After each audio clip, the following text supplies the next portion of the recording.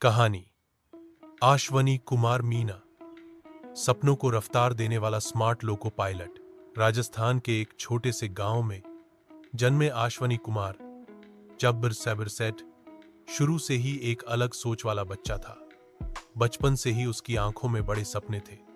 जहां गांव के अन्य बच्चे खेतों में दौड़ते खेलते थे, अश्वनी का ध्यान हमेशा रेलवे ट्रैक पर दौड़ती ट्रेनों की ओर रहता था। वह हर बार ट्रेन को गुजरते हुए देखकर अपने दोस्तों से कहता, एक दिन मैं इस ट्रेन को खुद चलाऊंगा। लोगों को यह मजाक लगता, लेकिन आश्वनी को अपने सपनों पर भरोसा था। वह न सिर्फ पढ़ाई में तेज था, बल्कि व्यवहार, बोलचाल और समझदारी में भी बेहद स्मार्ट था। उसकी यही स्मार्टनेस हर किसी को प्रभावित करती थी। आश्वनी का परिवार आर्थिक रूप से मजबूत नहीं था। खेतों की आमदनी सीमित थी और संसाधन बहुत कम। लेकिन आश्वनी ने कभी इन कठिनाइयों को बहाना नहीं बनाया। वह दिन में खेत में काम करता और रात को पढ़ाई करता। कई बार बिजली नहीं होती तो मोबाइल की टॉर्च में या लालटेन की रोशनी में पढ़ाई करता।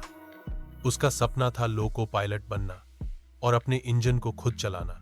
उसने पॉलिटेक्निक से तकनीकी शिक्षा ली और रेलवे की परीक्षा की तैयारी शुरू की। इस दौरान भी वह लगातार स्मार्ट तरीके से समय का प्रबंधन करता, मॉक टेस्ट देता और इंटरनेट पर नई तकनीकें सीखता।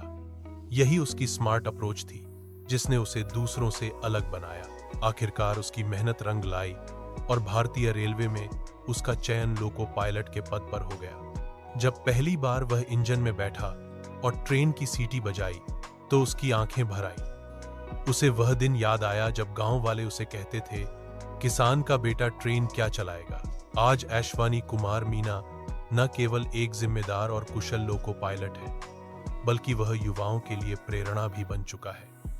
उसकी स्मार्टनेस, उसकी मेहनत और उसका आत्मविश्वास सब कुछ मिलकर उसे एक आदर्श बनाते हैं।